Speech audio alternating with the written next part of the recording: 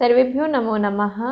मैं संस्कृत ज्ञान सरोवर से वीणा प्रसाद आप सभी का हार्दिक स्वागत करती हूँ, अभिनंदन करती हूँ। जैसा कि आपको सूचित मैंने कर दिया था, आपको सूचना भी मिली होगी कि हमारा जो वसुधैव कुटुंबकम नाम से जो चैनल था उसको संस्कृत ज्ञान सरोवर नाम से परिवर्तित कर दिया गया है। बहुत सारी बातों को देखते हुए, समझते हुए, जानते हुए, और आज आप सभी के समक्ष लेकर उपस्थित हूँ संस्कृत में फूलों के नाम, पुष्पों के नाम, जो कि पुष्प जो है वो सभी को प्रिय होते हैं, सभी को प्यारे होते हैं, चाहे वह ईश्वर हो, चाहे वह व्यक्ति विशेष हो, चाहे वह कोई भी हमारे सेना के जवान हो। तो पुष्प जो है, फूल जो है वो सभी को प्रिय होते हैं। तो चलिए देखते हैं। इसमें मैंने मेंशन जो किया है वह ऐसे है, ये देखिए। सबसे पहले हमारा इसमें एक मिनट, सबसे पहले इसमें ये देखिए, मैंने हिंदी में नाम लिखा है, फिर संस्कृत में लिखा है, उसके बाद मैंने इंग्लिश में भी लिखा है, तो जिससे कि किसी को भी कोई भी कठिनाई नहीं होगी। ठीक है, तो ये देखिए, सबसे पहले क्या है, गुलाब। गुलाब जो कि सभी पुष्पों में सबसे प्रिय सभी को होता है ना। तो गुलाब को क्या कहते हैं संस्कृत में? पाटलम। क्या कहते हैं? पाटलम। गुलाब पाटलम, गुलाब पाटलम। क्यों पाटलम कहते हैं? क्योंकि उसकी जो लेयर्स होती है, जो पंखुड़ियाँ जो होती हैं, बहुत पास पास पास पास होती है ना, तो इसलिए क्या कहते हैं? पाटलम। पाटलम अर्थात रोज, रोज अर्थात पाटलम, पाटलम अर्थात गुलाब।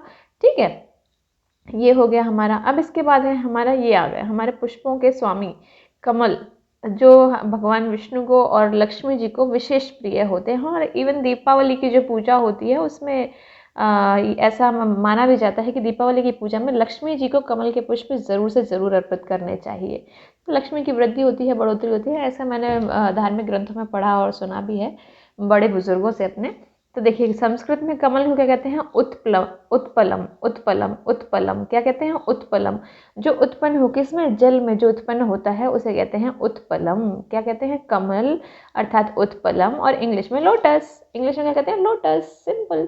उत्पलम, कमल, उत्पलम, उत्पलम और लोटस। ये हो गया हमारा कमल का। अब इसके बाद है हमारा सूरजमुखी। सूरजमुखी, सूरजमुखी इसको क्यों कहा जाता है? इसलिए कहा जाता है इसको सूरजमुखी क्योंकि यह सूर्य की ओर मुंह करके पुष्प जो है वह खिलता है। जैसे कि सूर्य जो है हमारा किस दिशा से उदय होता है? पूर्व दिशा से ना। तो पूर्व दिशा से उदय होता है तो उसी डायरेक्शन में ये अपना मुंह कर लेता है। मतलब जो इसका ये जो फेस है ना, ये देखिए, ये जो फेस है ना इसका, ये पूर्व की साइड होगा, यानी सूर्य की साइड पर होगा, सूर्य की तरफ होगा। तो इसलिए इसको कहते हैं सूरजमुखी अर्थात दिवाकरः। क्या कहते हैं? सनफ्लावर। इंग्लिश में कहते हैं सनफ्लावर, संस्कृत में कहते हैं दिवाकरः। अर्थात एक अगर पर्यायवाची देखा जाए सूर्य का, तो सूर्य का पर्यायवाची जो होता है वह क्या होता है? दिवाकर। एक सूर्य का भी पर्यायवाची होता है ना, तो वही देखिए, सूरजमुखी यानी दिवाकरः, और सनफ्लावर इंग्लिश में। सिंपल है ना, सिंपल लग रहा होगा, आसान लग रहा होगा, जहाँ तक समझती हूँ इतना कोई कठिन है नहीं। और पूरा पूरा प्रयास, मेरा अथक प्रयास यही रहता है कि आपको वीडियो बहुत आसान लगे, कुछ भी कठिन ना लगे, और कुछ भी आपको ये ना लगे कि नहीं हमें संस्कृत समझ नहीं आ रही है, हमें नहीं पढ़ना या हमसे नहीं हो पाएगा। नहीं, हमसे ही होगा, और हमसे नहीं होगा तो किससे होगा? बस इस बात को एक ठाने रहिए और करते जाइए और बढ़ते जाइए आगे ना।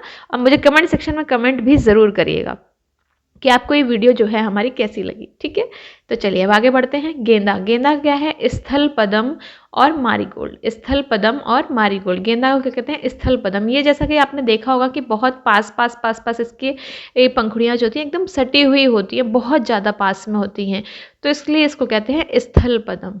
ठीक है, स्थल पदम यानी गेंदा। अब आता है हमारा बेला। बेला, बेला यानी मल्लिका। बेला को कहते हैं मल्लिका। इसकी सुगंध जो होती है वो बहुत ही बेहतरीन होती है, और जहाँ तक समझती हूँ कि इसकी सुगंध इवन सभी ने ली ही होगी, सूंघी ही होगी।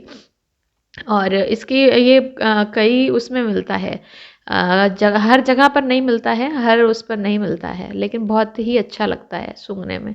यार ये है हमारा मोगरा। मोगरा आ गया। मोगरा को भी मल्लिका ही कहते हैं, यानी जैस्मिन इंग्लिश में कहते हैं, और संस्कृत में मल्लिका कहते हैं। संस्कृत में क्या कहते हैं? मल्लिका। ये देखिए, ये आपको इधर मोगरा भी दिख जाएगा।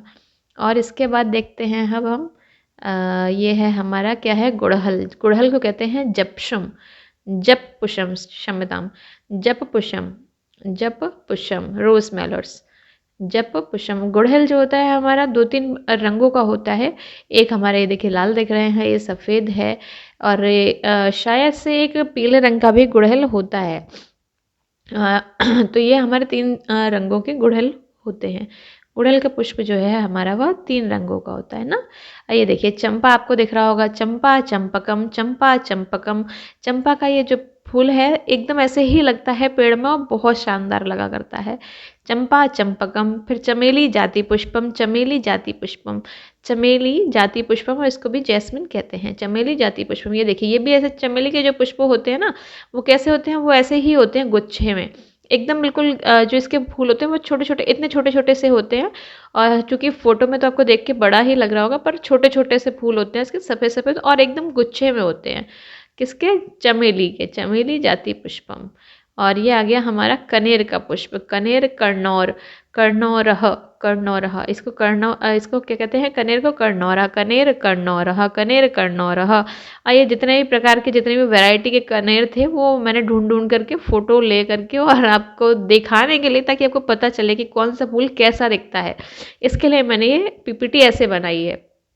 तो जहाँ तक समझती हूँ कि आपको समझ भी आ रहा होगा और समझ भी पा रहे होंगे कि कौन सा पुष्प कैसा दिखता है ना। तो अब ये देखिए, अब ये आ गया हमारा रात रानी अर्थात रजनीगंधा। इसकी जो सुगंध होती है वो बहुत ही अलग होती है, रात रानी और रजनीगंधा ना। ये देखिए ये भी ऐसे छोटा छोटा छोटा छोटा ऐसे लगा हुआ है चमेली के जैसे ही। और किसका? रात रानी को क्या कहते हैं? रजनीगंधा। क्या कहते हैं? रजनीगंधा। रात रानी यानी रजनीगंधा। गुलमोहर को कहते हैं आभरण, गुलमोहर को क्या कहते हैं? आभरण। आभरण क्यों कहते हैं अब ये जान लीजिए। ये देखिए ये आपके, ये देख रहे हैं छोटी छोटी छोटी छोटी कलियां ग्रीन ग्रीन। अब चूंकि ये जो कलियां है ना, इसी के अंदर से पुष्प निकलता है। कली पहले ऐसे बंद रहती है और फिर धीरे धीरे ऐसे खुलेगी, धीरे धीरे ऐसे खुलती है, तो ऐसे फिर फूल एकदम ऐसे निकल करके आता है। तो इसलिए चूंकि अंदर बंद रहती है, इसीलिए उसको कहा जाता है आभरण। क्या कहा जाता है? आभरण। और कई कई छोटे छोटे जो बच्चे होंगे तो उनको कभी देखिएगा ध्यान से, तो आपस में जब इसकी कलियां और जब पेड़ से नीचे गिर जाती हैं तो इसको खोल करके बच्चे आपस में कुछ उसको आपस में लड़ाते भी हैं और फिर उसको कुछ गेम ऐसा कुछ खेलते भी हैं। तो वो एक अलग ही चीज़ है। खैर बाल बुद्धि, बालक बुद्धि अलग ही होती है। पर जो पुष्प है उसको कहते हैं आभरण, संस्कृत में आभरण ना। ये आ गया पलाश का पुष्प। पलाश का पुष्प ऐसे जब लगा होता है पेड़ पे एकदम ऑरेंज ऑरेंज, तो बहुत सुंदर दिखा करता है, बहुत सुंदर लगता है ये। और इसको कहते हैं किंशुक, किंशुक कहते हैं इसको, किंशुक। और इसके बाद है हमारा अमलतास। अमलतास का ये जो वृक्ष है, इसके जो फूल होते हैं वो बहुत एकदम, जब ये ऐसे लगा होता है ना तब बहुत अच्छा लगता है। और जब ये झड़ता है, जैसे वसंत ऋतु के आने से पहले, हाँ उस टाइम पर ही सभी वृक्षों के पत्ते झड़ते हैं हमारे यहाँ। तो ये क्या होता है, जब इसके ये जो फूल हैं, ये दिख रहे हैं ना, ये देखिए ये पास से ये देख रहे होंगे, तो ये जब ये फूल इसके झड़ा करते हैं तो बिल्कुल ऐसा लगता है कि बिल्कुल पूरी सड़क पे पूरे यही बिछ गए हों। तो ऐसा लगता है जैसे वृक्ष जो है वो बहुत ही ज़्यादा प्रसन्न है और एकदम बहुत ही अलग सा अच्छा लगता है इसमें। अमलतास यानी व्याधि पात कहते हैं इसको, गोल्डन शार, गोल्डन शार ये इसको इंग्लिश में कहते हैं गोल्डन शार। और संस्कृत में कहते हैं व्याधि पात। क्या कहते हैं? व्याधि पात यानी अमलतास। अब हमारा आता है नीला कमल। नीला कमल को क्या कहते हैं ये देख लेते हैं। नीला कमल, इंदिवरम और ब्लू लोटस। इंदिवरम, और कभी कभी एग्जाम में आ जाता है नीला कमल का को संस्कृत में क्या कहते हैं बताइए तो जरा। तो नीला कमल जब हम जाने रहेंगे तो हम बता देंगे ना। तो बस यही है, इंदिवरम क्या कहते हैं? इंदिवरम। ब्लू लोटस, इंदिवरम, ब्लू लोटस, इंदिवरम। और वाइट लोटस, कैरवम, वाइट लोटस, कैरवम यानी श्वेत कमल, कैरवम। ठीक है। अब इसके बाद है लाल कमल यानी रेड रोज नहीं, क्षम्यता में, red lotus. Okay, red lotus. तो ये क्या होता है? पद्म, पद्म कहते हैं इसे, रेड लोटस को पद्म, बहुत ही रेयर मिला करता है ये। और ये है हमारी कुमुदनी।